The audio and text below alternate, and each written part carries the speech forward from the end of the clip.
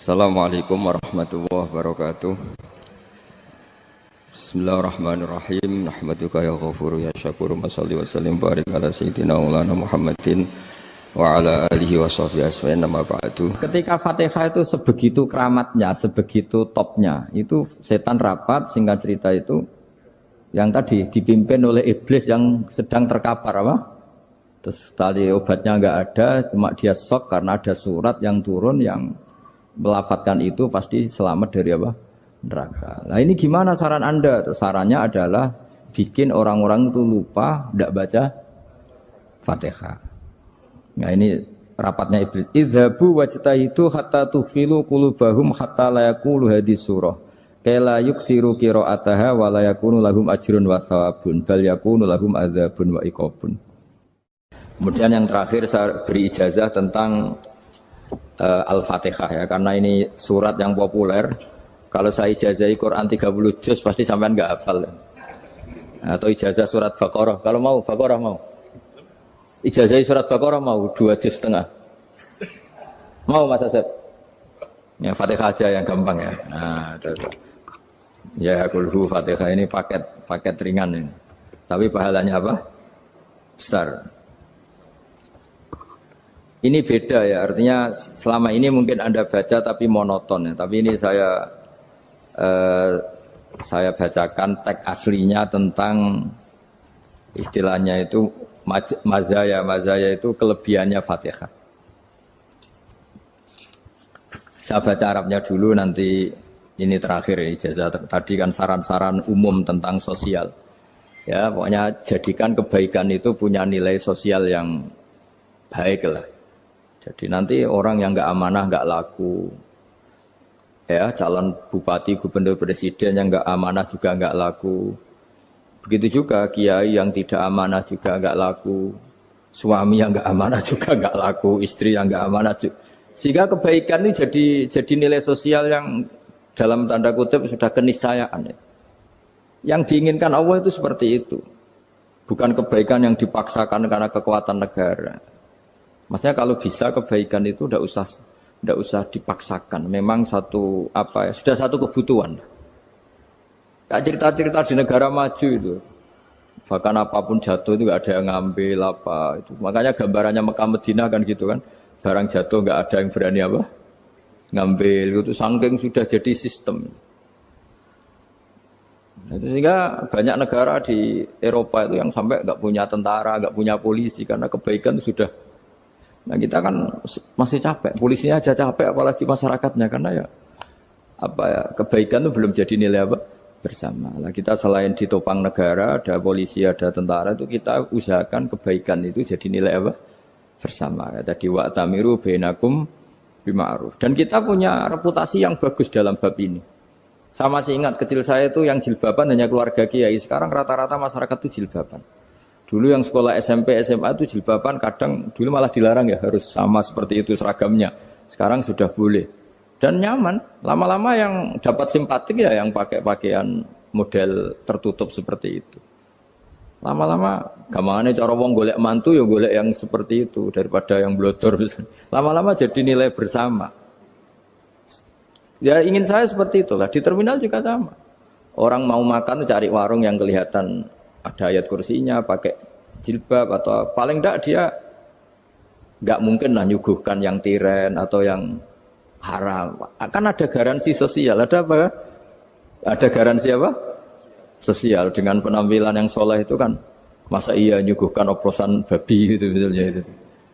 Jadi nilai sosial itu harus harus benar-benar jadi nilai. Sehingga negara biar enggak capek-capek. Polisi juga gak capek kan, karena tugasnya seorang Jawa mau ngawat-ngawati tok, tapi sudah tidak perlu tegang karena kebaikan sudah jadi nilai bersama.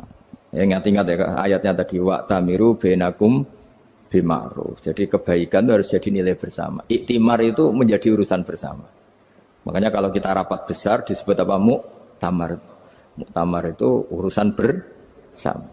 Ya tadi, imamnya sholat juga menopang Gojek karena enggak lama-lama nopang Grab, nopang Kernet, nopang penjaga Indomaret, penjaga bensin, pom bensin. Lah dia hanya punya waktu 5 menit terus imamnya baca Baqarah kan. Iya imamnya mursyid, mungkin dia tambah lama tambah dapat aplaus dari muhibbinnya, tapi makmumnya dia tambah lama tambah dapat penghormatan dari pecintanya, tapi kitanya wah khusyuk wali kan dia dapat status naik lah, kita yang sudah tidak ikut jadi wali diganggu apa pekerjaannya. Kalau ada imam seperti itu sampai mufarokoh saja, niat ya Allah sampai sini saja saya makmum orang itu, silakan orang itu punya urusan sendiri dengan jenengan ya sudah, atau salib saja apa. Nah, itu boleh kalau dalam fikih namanya apa? Mufarokoh. Mufarokoh itu niat. Tapi kamu jangan langsung selonong mufarokoh, niat dulu. Pamit sama Allah bahwa sekarang mau mufarokoh. Ya, tapi ya jadi sholat yang aneh kan, imamnya masih rukuk, kamu terus sujud, terus apa-apa selesai ya. Mungkin dalam pandangan itu orang lain ini maksudnya makmum gimana ini kok begini. Tapi sudahlah Allah Maha tahu. Insya Allah dimaklumi. Ya saya baca tentang Fatihah ya, karena sampean pasti sering baca Fatihah. Supaya apa sekaligus jadi jimat lah gitu. Jadi kalau kamu sering di jalan-jalan yang mungkin sepi atau mungkin kan tidak semua teman Grab itu nasibnya bagus yang di Semarang Jogja. Mungkin yang di Kalimantan di Papua kan ada yang 10 kilo gak ketemu rumah, ya kan? Ya lihat di TV-TV itu kan kasihan kan. Sudah 10 kilo gak ketemu rumah. Penumpangnya kuwekar preman tuh kan, ini makan orang enggak kan gitu. Kan ujiannya dua. Kalau penumpangnya cantik itu ya kecoba syahwat, kalau preman takut. Jadi orang itu selalu ujian itu. Sing sedengan itu kan jarang orang itu. Jadi kalau penumpangnya perempuan cantik ujiannya itu syahwat, kalau preman ujiannya ketakutan. Kalau orang yang lemah bawa uang ujiannya kamu ingin garong. Jadi hidup itu memang semuanya ujian. Liyabluwakum ayyukum ahsanu amala. Makanya saya sering ditanya oleh teman-teman, Gus, nah ujiannya kenal wong wedok elek piye sama, kenal wong ayu ujiannya syahwat, kenal wong elek ujiannya ngenyek, itu sama-sama dosa. Syahwat ya dosa, ngenyek juga dosa. Wah elek keriting untune metu ya dosa ngomong gitu. Kadang-kadang orang berpikir enak kancanan wong elek gak dosa. Kata siapa kancanan wong elek itu ya dosa, karena bawaannya ngenyek. Ngenyek itu menyepelekan itu.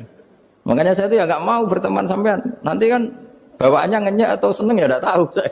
Ya sudah ada takdir saja kalau ketemu ya tak ulang ngaji gitu. Tapi ini ngaji terakhir, setelah ini ngaji biasa aja, tidak usah resmi gini. Ngaji kok resmi aneh. Pokoknya nanti suatu saat kalau pandemi sudah berlalu saya akan ngaji Rebona, lalu ini ngaji. Ini ngaji yang kurang bagus karena ngatur kiai kurang berkah ini. Nanti tapi ya lumayan lah masih mau ngaji. Ngaji kok tanggal ini jam ini. Sekarang suatu saat kamu tak panggil, Mas Wahyu datang ke sini jam ini, tidak mesti bisa. Mungkin pas ada acara apa, maaf ke sini pas ngecek, pas apa. Gitu. Jadi ya sudah, tapi tak maafkan, enggak apa-apa. Takdir ya. Tak bacakan, supaya sampean tahu keramatnya Bismillah. Nah sebelum saya bacakan Bismillah Fatihah, tak beritahu tentang ilmu tafsirnya, karena ini penting sekali. Fatihah itu dawuhnya Allah, tentu itu dawuhnya Allah. Saya ulang lagi, itu kalamullah. Tapi yang sudah diberikan kesampaian ke kita semua. Sehingga seakan-akan itu menjadi dawuhnya kita ke Allah. Jangan salah loh ya, Fatihah itu dawuh Allah, tapi sudah diberikan ke kita. Sehingga posisi kita itu yang punya itu. Nah kenapa ini perlu dijelaskan? Karena nanti ada kalimat iyyaka na'budu wa iyyaka nasta'in. Kalau itu masih kalam Allah, berarti Allah ngomong ke kamu, ngendikan ke kamu, kepadamu aku menyembah. Masa Allah menyembah kamu? Nah, sehingga ilmu tafsir itu menyelesaikan itu dulu ya. Saya ulang lagi ya, sebelum sampean sering baca Fatihah, aku yakin ya sering baca. Tapi barokahnya tidak paham itu tidak pernah janggal. Enggak paham itu ya penting supaya tidak iskal, tidak janggal. Sebetulnya di kalimat itu ada yang janggal. Kalau Fatihah itu kalimatnya Allah atau kalam Allah, bagaimana dengan kata-kata iyyaka na'budu? Masa Allah ngendikan ke kita, kepadamu kami menyembah. Masa Allah menyembah kita? Maka penyelesaiannya secara ilmu tafsir gimana? Semua ulama mengatakan, bukan satu dua, semuanya mengatakan di Fatihah itu semuanya diberi kawalan kalimat. Saya ulang lagi ya, di Fatihah itu semuanya diberi awalan kalimat qulu, katakan wahai hambaku begini. Ya, katakan wahai hambaku begini. Nah, begini ini pelajaran dari Allah yang sudah diberikan ke kita. Terus kita mengatakan bismillahirrahmanirrahim, alhamdulillahirabbil, termasuk kita mengatakan iyyaka na'budu wa iyyaka nasta'in. Jangan bayangkan Allah ngendikan ke kita. Kalau Allah ngendikan kita berarti gini, hei wahyu ihdinas siratal mustaqim, tunjukkan saya jalan yang benar. Nah nanti kamu terus, ya Allah, Anda aja minta tolong saya minta tolong siapa kan? Jadi panjang kan? Ya, saya ulang lagi ya. Jadi itu di Ulumul Quran diterangkan gimana? Sebelum baca Fatihah, ya. Fatihah itu kalamullah, ngendikane Allah, tapi yang sudah diajarkan ke kita dan sudah milik kita. Sehingga kalimat itu menjadi milik kita. Tapi ya kalamullah, tetap kalamullah, tapi sudah menjadi milik kita. Udah paham ya? Ya pinter nah. Ya, karena kalau tanpa penjelasan seperti ini, Anda akan iskal. Bagaimana Allah, iskal itu janggal, bagaimana Allah mengatakan iya karena butuh. Kan jadi aneh kan? Ya, jadi tak jelaskan secara ilmiah ya. Jadi kata ulama-ulama tafsir, ayat-ayat Quran seperti ini sebetulnya dimulai dari qulu apa? Meskipun enggak dilafatkan.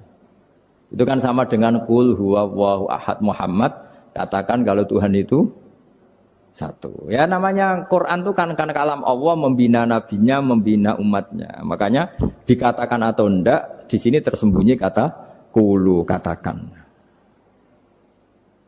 Ya. Jadi ya ibarat apa itu? Kamu ngajari anak kamu lah. Le, panggil jenengan bapak kula. Itu maksudnya anak itu, kalimat itu kalimat kamu, tapi kamu ajarkan ke anak kamu. Terus anak kamu bilang, Pak jenengan bapak kulo. Nah ketika kamu mengatakan jenengan, bukan kamu mengatakan jenengan anakku, berarti anakmu itu bapakmu, kan lucu kan. Anak kamu ajari jenengan bapak kulo. Kamu, engkau, bapak saya. Terus anak kamu mengulang, jenengan atau kamu bapak saya. Berarti itu kalimat yang kamu ajarkan, tapi sekarang sudah milik anak kamu. Kalau itu kalimat kamu kan lucu, masa anak kamu bilang bapak. Nah itu seperti itu. Jadi ulama memberi solusi atau jawaban iyyaka na'budu wa iya, itu sebelumnya ada kata-kata qulu, katakan wahai hambaku, hubungan kamu dengan saya adalah katakan iyyaka na'budu wa iyyaka nasta'in. Terus hubungan kamu dengan saya katakan juga dalam doamu ihdinas siratal mustaqim. Jelas ya, jadi itu kalam Allah yang sudah milik kita karena diajarkan Allah untuk kita. Dong ya? Ya dong, yes. Gak jelas ya. Tapi bagus, gak jelas itu bagus. Kalau kamu jelas gak jadi digrab, jadi gubernur. Min azimi fadliha kasratu asma'iha fadail ukhra. Ini cerita dramatisnya surat Al-Fatihah. Qala Abu Hurairah radhiyallahu anhu inna iblisa ranna khina unsitat al-Fatihah. Jadi iblis itu begitu kesakitan. Ini kitab Abu Abul Farad karangannya Syekh Muhammad Alawi, juga kutipan dari beberapa kitab. Yang jelas beliau sendiri juga ngutip dari beberapa riwayat di beberapa hadis. Halaman 123. Ketika Fatihah turun itu iblis kesakitan. Kayak orang sakit gigi lah, tersiksa sisanya karena turunnya surat apa? Al-Fatihah. Artinya kalau Anda baca Fatihah dijiwai, maka Anda melemahkan setan, melemahkan iblis. Wa qala Mujahid, khina unzilat Fatihatul Kitab ronna, fastama indahu asyayatin. Jadi ketika Fatihah itu turun, iblis itu terkapar lah kira-kira, sampai dijenguk banyak setan. Jadi kemana di ICU lah kira-kira gitu kalau sekarang itu. Entah Covid entah enggak tahu, pokoknya di ICU sampai dijenguk banyak setan. Enggak tahu bawa apa enggak tahu, pokoknya dijenguk banyak setan. Ono yang nyangoni karena ini apa? Ketuanya apa? Pingsan, sakit. Di iblis itu sakit sampai dijenguk anak buahnya setan-setan. Ya, semoga kalian semua tidak kenal setan. Kalau kenal berarti teman, apa? Wa qalu misla dzalik. Wa qala lahum laisa mimma taquluna syai'un walakin unzilat suratun laisa ajru qailiha illa an harrama alaihi nar jahannam. Saya ini bukan sakit fisik kata iblis. Kamu tidak usah jenguk saya, datangkan dokter terbaik, tidak usah. Saya ini tidak sakit fisik. Saya ini sakit karena ada surat yang diturunkan, yang pahala yang melafatkan surat itu pasti selamat dari neraka. Padahal misi terbesar saya ini supaya manusia masuk neraka. Sekarang punya tamengnya. Wah pusing kan? Ya seperti orang lah goda sampean ternyata sampean setia itu kan pusing. Nah ternyata tidak setia itu yang akhirnya ribet kan itu. Jadi iblis itu cita-cita terbesarnya kan semua orang itu masuk neraka. Nah sekarang turun satu surat yang gara-gara surat itu siapapun yang baca dijamin selamat dari neraka. Jadi walakin unzilat suratun laisa ajru qailiha illa an harramallahu alaihi nar jahannam.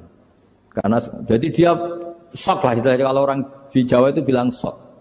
Aduh, sial nasib saya ini umat nggak bisa saya goda lagi karena punya tamengnya tadi punya. Qad tolakaidukum wa makrukum. Rekayasa kalian sekarang itu tidak ada gunanya semua. Nah, ini alhamdulillah di Indonesia kelihatan kan banyak yang miskin, banyak yang susah. Tapi selagi mereka masih sholat, itu keinginan mencari halal itu masih tinggi. Kayak apa kita di tengah kota, jauh dari anak istri, jauh dari tetangga. Biasanya kalau orang jauh dari anak istri, tetangga kan sakar PDW. Tapi yang soleh masih banyak, sudah jauh dari keluarga tetap lurus. Loh, kalau yang dekat lurus kan wajar, konangan wong akeh kan. Ini sudah jauh masih lurus. Nah ini nggak lepas dari barokahnya surat apa? Surat Fatihah tadi. Jadi karena ada surat yang menjamin pelafalnya atau qailiha terbebas dari api neraka. Wa qalat as-sayatinu lahu is ayyusai'in ta'muruna ya maulana. Faqala lahum idhabu wajtahidu hatta tukhfilu qulubahum hatta la yaqulu hadhihi surah. Lalu kita gimana? Jari para setan gitu. Lalu kita gimana? Terus kata iblis, sudah bikin mereka lupa sehingga tidak baca lagi. Selagi masih baca kita pasti keok. Jadi kalau sampean sudah jarang baca Fatihah itu berarti sudah bagian dari kemenangan apa? Iblis. Jadi kalau sampean sudah jarang baca Fatihah itu berarti bagian dari kekalahan Anda, kemenangan iblis. Masih sering baca? Berapa kali? Terus apa lagi?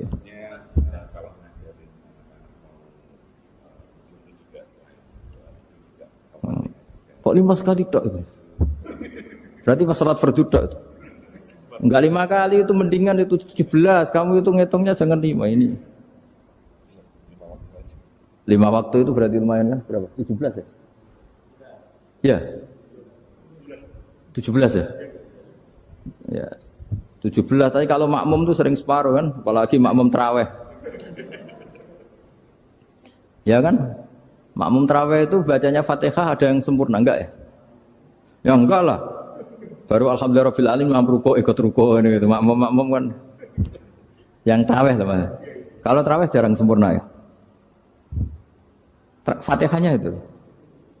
Kan imam sudah ruko. Kamu bacanya Fatihah sampai mana gitu? Baru setengah ya. Ya paling pas tarawih aja kan enggak sempurna ya.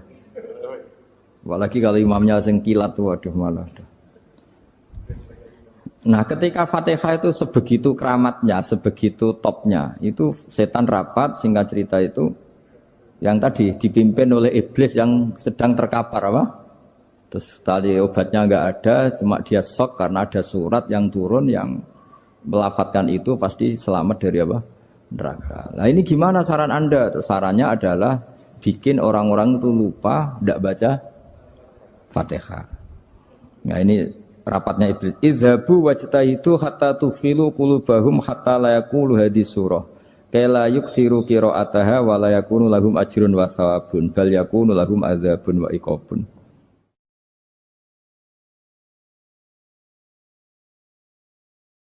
Jadi saya mohon selama ini Anda sudah baca, tapi mungkin hanya rutin saja. Napa rutin saja? Jadi barokahnya ngaji ini kamu punya kekuatan atau punya semangat membaca karena ini surat yang luar biasa. Ibarat gini, kalau sampean tanya, saya juga sering mikir, masa Gus hanya surat kok punya kekuatan seperti itu? Di dunia ini kata Allah, mulai Nabi Adam sampai kiamat, nggak ada yang bisa menandingi kekuatan kalimah. Kalimah itu kata-kata, nggak ada yang bisa menandingi kata-kata. Misalnya Anda nge-grab, berangkat istri cuek, berangkat cuek. Itu beda dengan ketika meskipun satu kalimat. Wes Pak, muga-muga dilindungi pangeran, mugi-mugi jenengan selamat. Itu menjadi teduh dan semangatnya luar biasa karena kayak mendapat support. Jadi kira-kira kalimat itu hubungannya kita dengan Allah, Fatihah itu seperti itu. Kamu melafadzkan satu kata-kata yang dibenarkan langit bumi, dibenarkan aras, dibenarkan malaikat, dibenarkan semua penghuni di dunia ini. Sehingga itu efeknya luar biasa. Itu seperti gini ya, kamu cerai sama istri, terus nikah lagi katut babon. 10 tahun anak kamu dididik, ibunya benci kamu. Dan memang Anda layak dibenci. Dididik. Dan sampai nggak pernah manggil kamu Pak. Suatu saat, kamu tentu rindu kan, ingin dipanggil bapak oleh anak kamu. Suatu saat anak ini manggil kamu Pak E. Wah itu senengnya bukan main. Hanya sebuah kata-kata. Makanya kadang-kadang orang itu tanya sama kiai, ijazah lafadz ini gunanya apa sih? Itu ijazah-ijazah itu untaian kata-kata. Yang kata-kata ini dibenarkan langit dan bumi dan aras dan para malaikat. Sehingga efeknya itu luar. Nah ibarat seperti itulah, kamu melafadzkan Fatihah itu melafadzkan kata-kata yang dibenarkan Allah dan Rasul dan semua malaikat, semua penghuni langit. Maka ini efeknya pasti luar. Nah di sini lah orang-orang dulu tuh tahu keramatnya itu, sehingga ketika melawan Belanda, melawan Jepang dulu itu kalimat-kalimat itu menjadi mantra yang luar biasa. Doa yang luar biasa. Tapi di era modern karena orang sudah tidak ngerti itu, dianggap itu mantra, jimat, khurafat, bid'ah, waduh ribet menemal. Sebetulnya tidak seperti itu. Memang kata-kata ini kekuatannya luar biasa. Sama kesakitan hati kamu juga karena itu. Ngojek wangilan. Lha Pak di bojo kok kowe gagah tok kere. Wah, iku seling terus mesti. Padahal kalimat itu kan tidak melukai secara fisik, tapi apa kerjanya sesuk sarasa-rasen. Karena terus dengan pengadilan seperti itu kan, ngapain kerja demi perempuan yang seperti ini? Lagi-lagi kata-kata ini luar. Nah bayangkan kalau kata-kata itu adalah kalimat yang diajarkan Allah lewat Rasulnya, lewat malaikat Jibril. Kayak apa kekuatannya itu? Nah kira-kira Fatihah itu gitu. Kalimat yang baik, kalimatan thayyibah diajarkan oleh Allah dan Rasul. Kayak apa kira-kira kekuatannya? Pasti luar biasa. Wong support yang dikatakan istri kita, anak kita aja luar biasa. Apalagi ini support yang diajarkan Allah dan Rasul. Ya makanya saya mohon kalau baca Fatihah, baca kalimat-kalimat thayyibah ketika sholat itu dijiwai. Ya misalnya Rabbana lakal hamdu mil'us samawati wa mil'ul ardi wa mil'u ma syi'ta min syai'im. Engkau zat yang layak dipuji dan pujian ini memenuhi langit dan bumi. Karena kita tahu nggak ada sejengkal di alam raya ini kecuali di situ ada rahmat Allah. Misalnya kamu bisa lewat sampai rumah saya, kamu mungkin anggap biasa saja. Coba kalau ngalami likuifaksi, tahu-tahu bumi ini ambles, bisa ngelewati yang likuifaksi itu luar. Tanyakan orang pernah ngalami likuifaksi di Sulawesi, itu melihat bumi bisa diinjak gak ambles itu, wah luar. Nah, sampean gak ngalami itu sehingga lewat bumi ya biasa aja. Coba kalau ngalami seperti tidur, ya biasa aja. Coba kalau ada gempa, bahwa bumi tenang ini sudah nikmat yang luar biasa. Masa kamu ngakui nikmat nunggu digituin? Ya kan? Nah, makanya baca Fatihah dijiwai lah bahwa ini kalimat yang luar biasa. Nah, saya teruskan.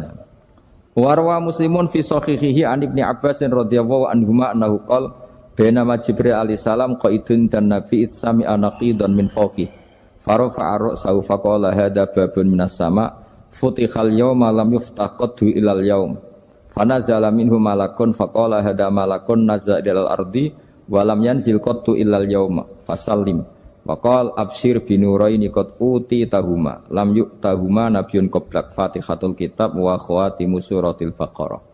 Jadi suatu saat Jibril ini jagongan kira-kira gitu sama Rasulullah. Tahu-tahu langit itu gemuruh. Langit gemuruh kata Jibril terus semuanya ngangkat kepala ke langit. Ini pintu langit baru ini dibuka, yang sebelumnya tidak pernah dibuka seperti ini. Turunlah malaikat, yang malaikat ini pun malaikat spesial, yang enggak malaikat murahan lah kira-kira gitu, yang enggak pernah turun ke bumi kecuali juga saat itu. Dengan penyambutan yang luar biasa, dengan semuanya tidak pernah terjadi. Hanya karena bahwa surat Fatihah. Jadi ini surat yang luar biasa, pengawalannya lewat malaikat yang spesial, enggak pernah turun di bumi kecuali saat itu. Penyambutannya juga enggak pernah seperti itu, baru seperti itu. Jadi semuanya itu spesial. Nah, kenapa ini spesial? Karena di situ ada isi puja-puji kepada Allah Subhanahu wa ta'ala. Ada ikrar kita, alhamdulillah rabbil alamin, ar-rahmanir rahim. Ikrar ini penting. Kalau contoh paling gampang gitulah. Kamu punya istri selama ini cerewet terus. Suatu saat ngomong, "Pak, tak angen-angen ra ono wong lanang koyo sampeyan." Wah, itu langsung tidak ada lelaki sebaik engkau. Itu sama senengnya, masya Allah. Karena ada ikrar dari seorang istri ke kamu. Nah, bayangkan kalau ikrar kita sebagai hamba diakui oleh Allah Subhanahu, maka ikrar ini akan dicatat sebagai kebaikan kita yang kita panen nanti di akhirat. Karena ada ikrar. Kita ikrar bahwa alhamdulillah rabbil alamin. Kita ikrar ar-rahmanir rahim. Kita ikrar maliki yaumiddin. Kita ikrar iyyaka na'budu wa iyyaka nasta'in. Ya, sampean misalnya jadi orang Indonesia, ketemu orang Indonesia yang makmur di Jerman, terus lupa Indonesia. Kamu orang Indonesia? Enggak, saya enggak orang Indonesia. Mangkel gak kira-kira? Mangkel. Karena salah ikrar kan gitu. Ya, jadi saya mohon jangan anggap kalimat itu hal yang biasa, tapi luar biasa. Nggih, ngoten mawon. Assalamualaikum warahmatullahi wabarakatuh.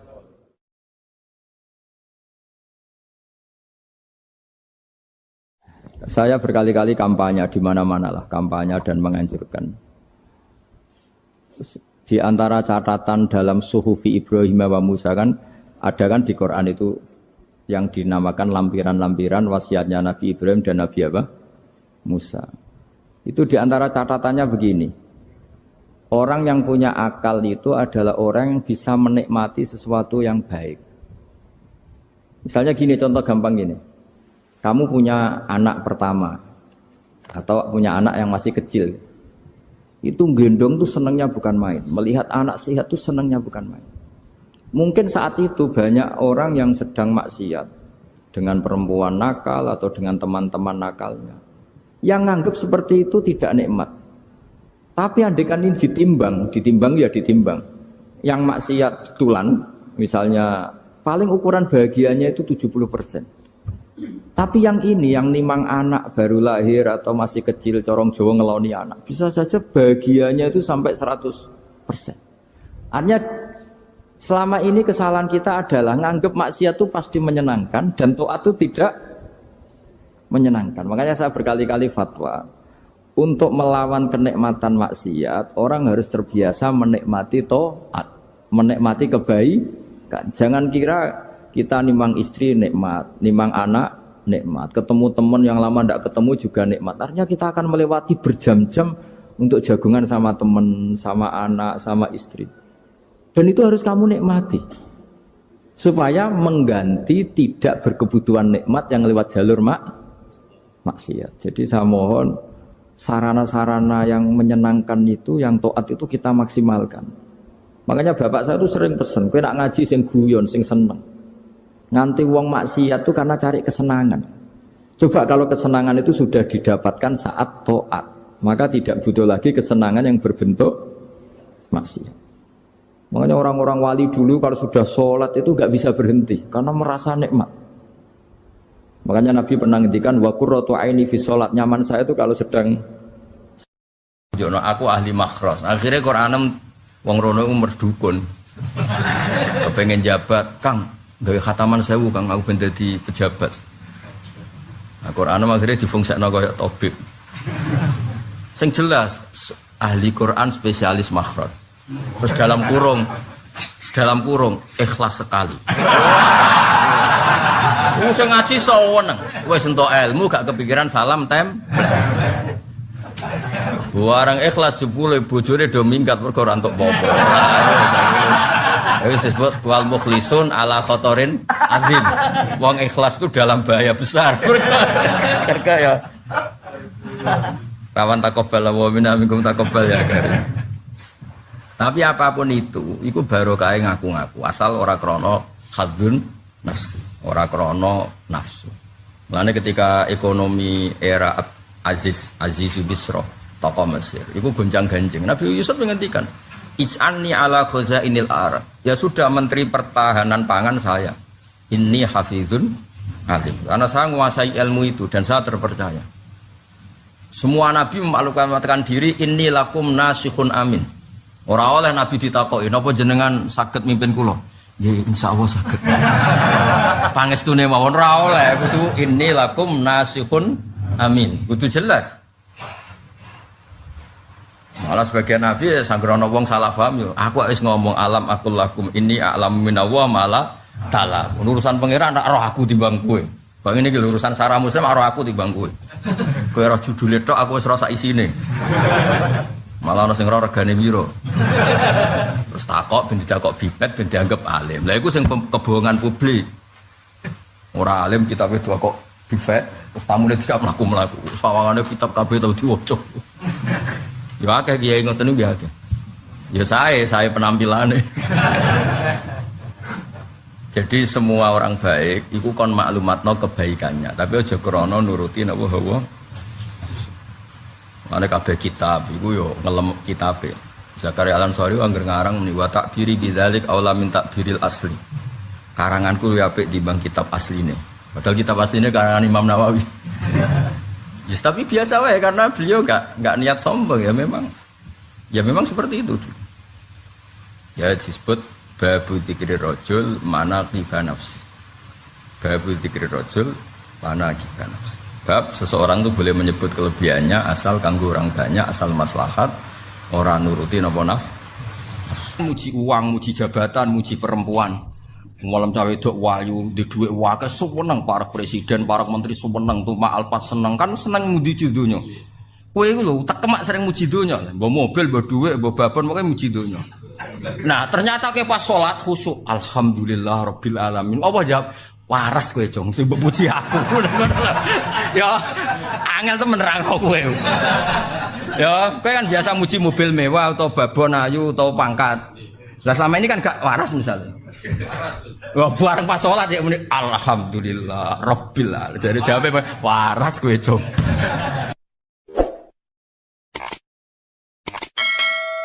Wa hadatsana Ishaq bin Ibrahim Abdul Muhammad qala akhbarana Abdur Razzaq akhbarana Ma'mar an Zuhri bi hadzal isnad mislahu wa zata fasaidan mongko sak mendhuwur.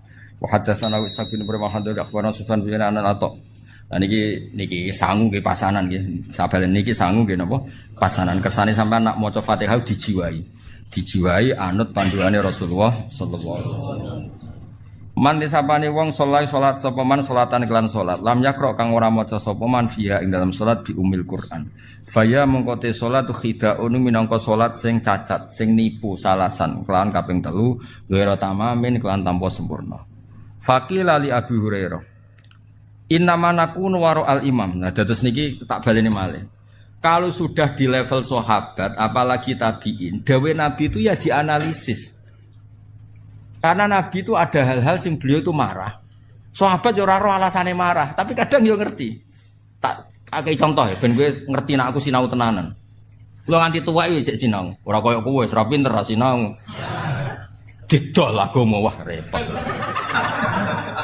Yo kok payu saking jembare rahmate pengen.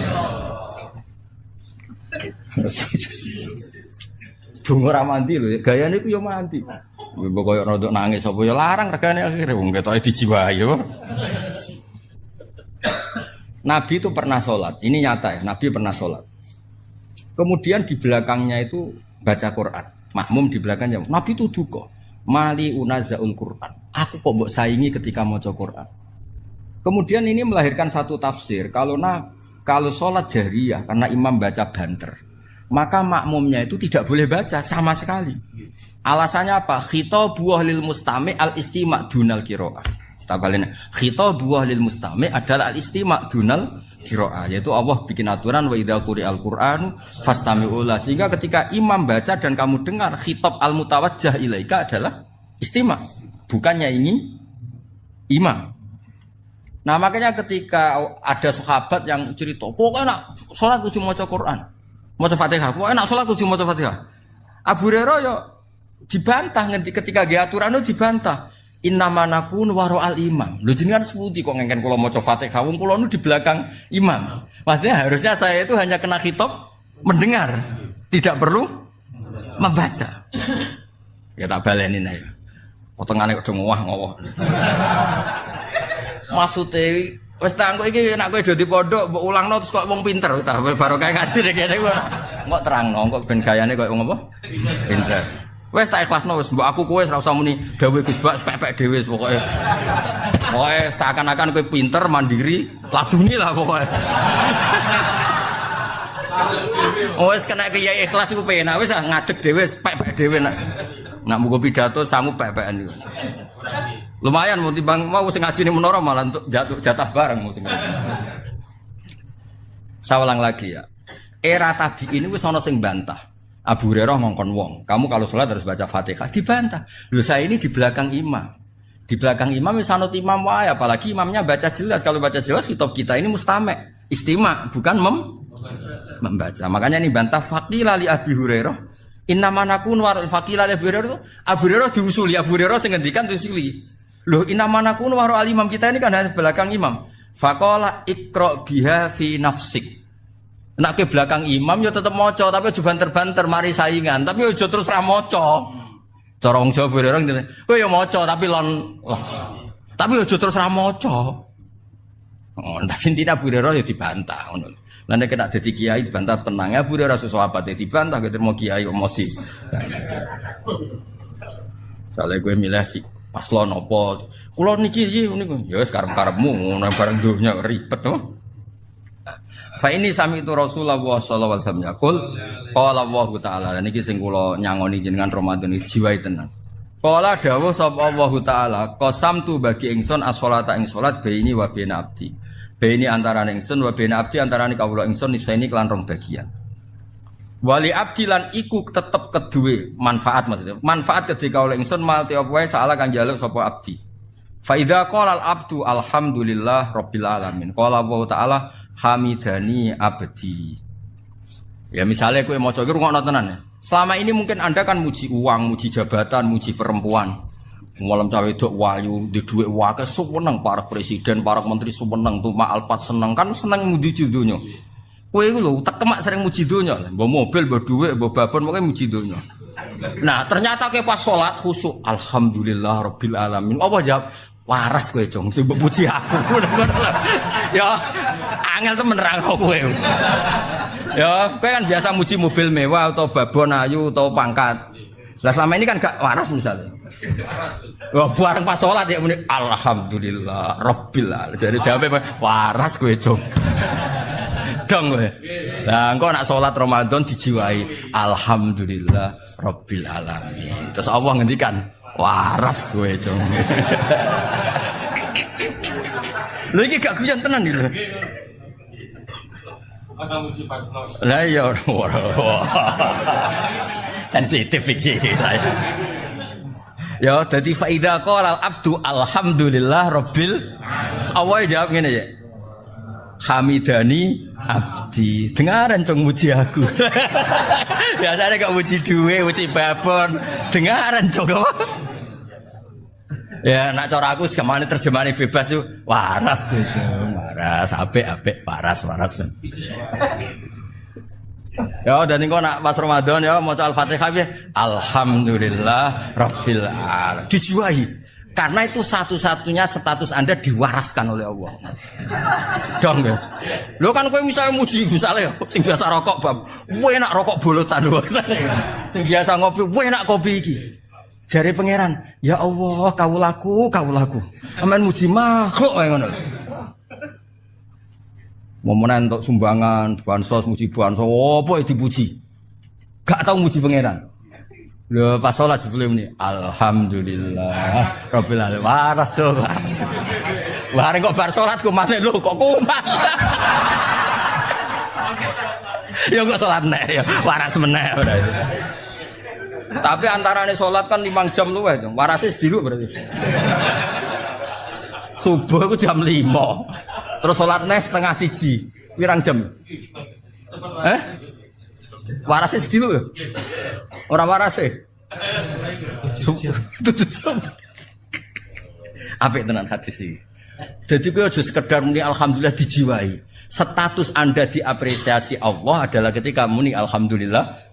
Mergo Allah terus ngapresiasi hamidani abdi. Saiki kawulaku wis waras. Biasane muji donya, babon muji pangkat. Saiki muji aku. Waras dong dengaran. Apik hadis iki seneng. Oh iki nggo sangu poso. Namun pas malaikat liwat terus diangkat jadi wali. Tapi syaratnya wali rasa seneng duit. Berat kan ya? Berat terus. Ayo milih. Apa sih kira-kira? Ya wali udah duit. Wah. Nakal.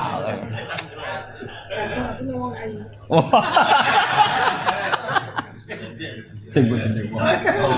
Sing bojone wong. Hebat. Niki makome fana, makom fana. Dadi ora wali makome fana wis gak kena hitop. Makom dunia lain fana. Ya dadi kowe nak salat nani ya selama ini mungkin kan nak cara sarah-sarah kula wae. Mungkin kita selama ini taletuh blepotan. Ngelem mobil Alphard koyo ngono, ngelem duwe. Bahkan sing kere-kere ngelem rokok bolotan udah tuwonanane masyaallah. Ngelem bolotan itu fase ra karuan. Malah kadang apa ngelem jagung bakar ya. Kadang malah ngelem gunung, enak isu-isu dhuwur gunung, enak ra karuan delok laut terus. Wes. Nak jare bapak kula nak goyon. Menang ngono lumayan nak, wong desa-desa iku malah ngelem alhamdulillah iso ngentut. Mergo nek iso ya lara tenan apa. Tapi apapun iku jenenge ngelemah lho. Lho saiki kok tumben cucu ngelem pangeran. Alhamdulillah rabbil alamin. Terus pangeran ngapriasi waras gejel. Apa? Waras gejeng saiki iki. Hamidani abdi. Engko kumatlah jeng saiki pokoke waras. Assalamualaikum warahmatullahi wabarakatuh. Saya Nizar. Semoga dari tayangan Gus Baha tersebut dapat menjadikan motivasi untuk kita ke depannya.